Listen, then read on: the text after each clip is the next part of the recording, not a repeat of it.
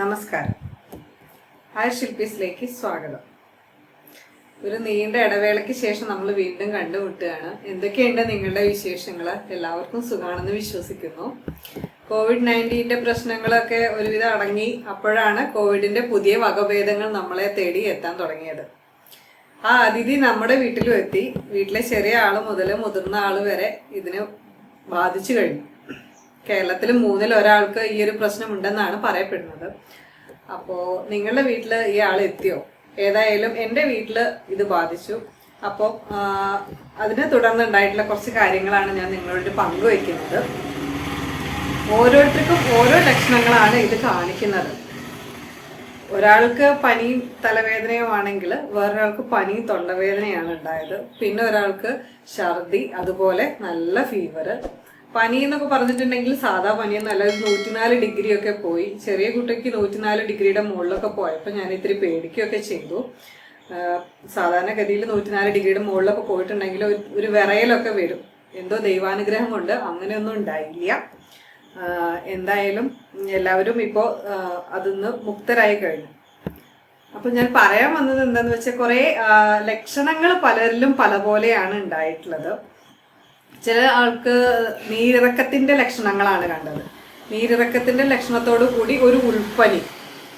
അതുപോലെ ചിലർക്ക് ഭയങ്കര ചുമ, ചിലർക്ക് പനി, തൊണ്ടവേദന ഉണ്ടായിട്ടുള്ളത്. തൊണ്ടവേദനയുടെ ഒപ്പം തന്നെ കഫം നിറഞ്ഞിട്ടുള്ള ചുമകള്, പലതരം ചുമകളാണ്. ചിലർക്ക് നെഞ്ചിലൊരു കനം തോന്നുകയും അതിന്ന് കുത്തി കുത്തി കഫം വരുന്നത് പോലെയുള്ള ഒരു ഫീലിങ്ങും അങ്ങനെയൊക്കെയാണ് ഉണ്ടായിട്ടുള്ളത്. ചിലർക്ക് വല്ല ഡ്രൈ കഫായിരിക്കും, ചിലർക്ക് നന്നായിട്ട് കഫം വരുന്ന ചുമയായിരിക്കും. ഏതായാലും ചുമയുടെ പല വകഭേദങ്ങൾ ഈ ഒരു സമയത്ത് വല്ലാതെ കണ്ടിട്ടുണ്ട്. അതുപോലെ ശ്വാസതടസ്സം പോലെയുള്ള പ്രശ്നങ്ങളും ഉണ്ടായിട്ടുണ്ട്. അങ്ങനെയുള്ളവര് എത്രയും പെട്ടെന്ന് അടുത്തുള്ള ഒരു ആരോഗ്യ വിദഗ്ധനെ കാണേണ്ടതാണ്. അല്ലാത്ത പക്ഷം നമ്മൾ ഹോസ്പിറ്റലിൽ പോവാതെ ഒരുവിധം വീടിനകത്ത് തന്നെ മാനേജ് ചെയ്യാവുന്നതാണ്.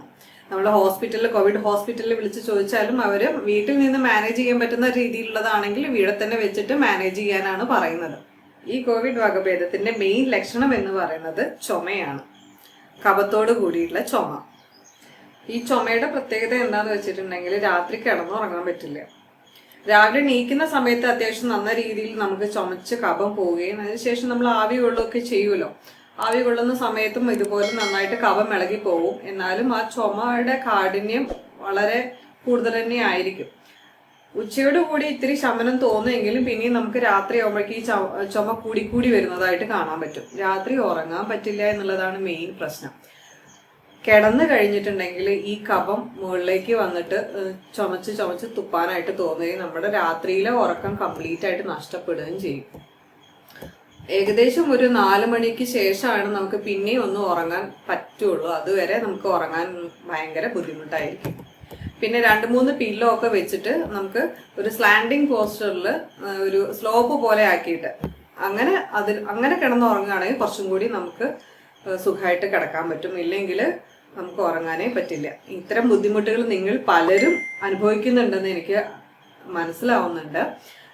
അപ്പം അങ്ങനെയുള്ളവർക്ക് വേണ്ടിയിട്ട് ഈ ഒരു സമയത്ത്, ഈ COVID-19 വകഭേദത്തിന്റെ സമയത്ത് എന്തൊക്കെ തരം ബുദ്ധിമുട്ടുകൾ ഉണ്ടെങ്കിലും കൂടെ ഒരു ബോണസ് ആയിട്ടുള്ള സാധനമാണ് ഈ ചുമ എന്ന് പറയുന്നത്, കഫത്തോടു കൂടി ചുമ എന്ന് പറയുന്നത്. അതിനെ എങ്ങനെ നിവാരണം ചെയ്യാം എന്നതിനെ കുറിച്ചുള്ളതാണ് ഈ ഒരു വീഡിയോ.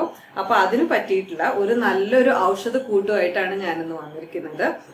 എൻ്റെ പേഴ്സണൽ എക്സ്പീരിയൻസിൽ നിന്നും, അതുപോലെ വീട്ടിലും എൻ്റെ ഫ്രണ്ട്സിനും റിലേറ്റീവ്സിനും ഒക്കെ, അതുപോലെ നമ്മൾ അറിയുന്ന പേഷ്യൻസിനും ഒക്കെ വളരെ ഫലപ്രദമാണെന്ന് മനസ്സിലാക്കിയിട്ടുള്ള ഒരു ഔഷധക്കൂട്ടാണ് നമുക്ക് വേണ്ടി പറയുന്നത്.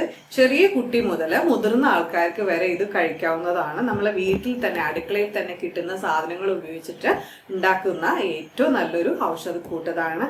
ഇതെല്ലാവരും ഒന്ന് ഉപയോഗിച്ചു നോക്കൂ. എന്നിട്ട് അതിൻ്റെ റിസൾട്ട് എനിക്ക് കമന്റിലൂടെ എഴുതി അറിയിക്കും. നിങ്ങൾക്ക് ഈ വീഡിയോ വളരെ ഉപകാരപ്രദമാണെന്ന് തോന്നുകയാണെങ്കിൽ നിങ്ങളുടെ ഫ്രണ്ട്സിനും കൂടി ഷെയർ ചെയ്ത് കൊടുക്കും. ഓക്കെ, ഇന്ന് നമുക്ക് പുളിയിഞ്ചി സിറപ്പ് ഉണ്ടാക്കുന്നത് എങ്ങനെയെന്ന് നോക്കാം. ഇതിനായിട്ട് ആദ്യം വേണ്ടത് ഒരു കഷ്ണം ഇഞ്ചി എടുക്കുക. ആയുർവേദത്തെ സംബന്ധിച്ച് വളരെ ഒരു മഹത്തരമായിട്ടുള്ള ഡ്രഗാണ് സിഞ്ചിവർ ഒഫിസിനാലിസ് എന്ന് പറയുന്ന നമ്മുടെ ഇഞ്ചി. കഫ സംബന്ധമായിട്ടുള്ള എല്ലാ രോഗങ്ങൾക്കും വളരെ നല്ല ഒരു ഡ്രഗാണ്. ഇഞ്ചി ഇതൊരു കഷ്ണം എടുക്കുക.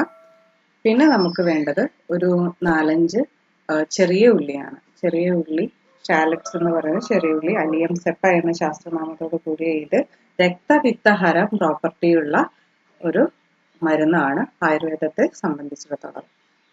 പിന്നെ നമ്മൾ എടുക്കുന്നത് ഒരു 3-4 തണ്ട് തുളസി. നമ്മുടെ വീട്ടില് അവൈലബിൾ ആയിട്ടുള്ള കൃഷ്ണ തുളസിയോ രാമ തുളസിയോ നമുക്ക് ഇതിനായിട്ട് ഉപയോഗിക്കാവുന്നതാണ്.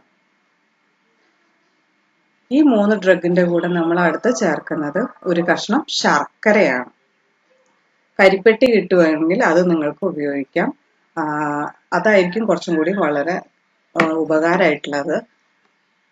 ഇത് എനിക്ക് അത് കിട്ടിയില്ല, അതുകൊണ്ടാണ് ഞാൻ ഈ ശർക്കര ഉപയോഗിച്ചിരിക്കുന്നത്. അപ്പോൾ ഈ 4 കാര്യങ്ങൾ, ഉള്ളി, ഇഞ്ചി, തുളസി, ശർക്കര, ഈ 4 ദ്രവ്യങ്ങളും കൂടെ ചേർത്തിട്ട് നമുക്ക് ഒന്ന് ഗ്രൈൻഡ് ചെയ്ത് എടുക്കണം. ശർക്കര ചെറിയ ചെറിയ പീസാക്കി ഇട്ടിട്ട് വേണം നമ്മൾ ജാറിൽ ഇടാനായിട്ട്. നമ്മൾ മിക്സിയുടെ ജാറിൽ ഇട്ടിട്ട് നന്നായിട്ട് ഒന്ന് ഗ്രൈൻഡ് ചെയ്ത് എടുക്കുക. ഗ്രൈൻഡ് ചെയ്ത പേസ്റ്റ് നമുക്ക് ആ രൂപത്തിൽ തന്നെ ഉപയോഗിക്കാവുന്നതാണ്. പക്ഷെ അതിൻ്റെ ആ ഒരു കുത്തുന്ന സ്മെല്ല് നമ്മൾക്ക് ഭയങ്കര ബുദ്ധിമുട്ടായിരിക്കും കഴിക്കാനായിട്ട്. അതുകൊണ്ടാണ് അതിൻ്റെ ജ്യൂസ് എടുക്കാൻ പറയുന്നത്. അതിൻ്റെ ജ്യൂസ് പിഴിഞ്ഞ് ഒരു അരിപ്പയിൽ ഇട്ടിട്ട് പിഴിഞ്ഞെടുക്കുക. ആ ജ്യൂസ് നമ്മൾ ആ ഒരു ദിവസം മുഴുവൻ 24 മണിക്കൂറിൻ്റെ ഉള്ളിൽ ഉപയോഗിക്കണം എന്നാണ് പറയുക. ഒരു കാര്യം മാത്രമേ ഇതിൽ ശ്രദ്ധിക്കാനുള്ളൂ, രാവിലെ വെറും വയറ്റിൽ ഇത് കഴിക്കരുത്. ബ്രേക്ക്ഫാസ്റ്റ് കഴിച്ചതിന് ശേഷം അരമണിക്കൂർ ഗ്യാപ്പിടോ 1 മണിക്കൂർ ഗ്യാപ്പിടോ ആയിട്ട് ഇടയ്ക്കിടയ്ക്കായിട്ട് ഓരോ സ്പൂൺ വീതം കഴിക്കുക. നമ്മുടെ ഈ ഉള്ളിഞ്ചി സിറപ്പ് വളരെ ശക്തിയേറിയ ഒരു ഔഷധക്കൂട്ടാണ്. അതുകൊണ്ടാണ് വെറും വയറ്റിൽ കഴിക്കണ്ട എന്ന് ഉദ്ദേശിച്ചത്. ഭക്ഷണശേഷം കഴിക്കാൻ വേണ്ടി പറയുകയും ചെയ്തത്. വെറും വയറ്റിൽ കഴിക്കുമ്പോൾ എന്താ പ്രശ്നം വെച്ചാൽ ഇത് ശക്തിയായ ഒരു മരുന്നായതുകൊണ്ട് ചിലർക്ക് വയറ് സംബന്ധമായിട്ട് ചില പ്രശ്നങ്ങൾ തോന്നിയേക്കാം.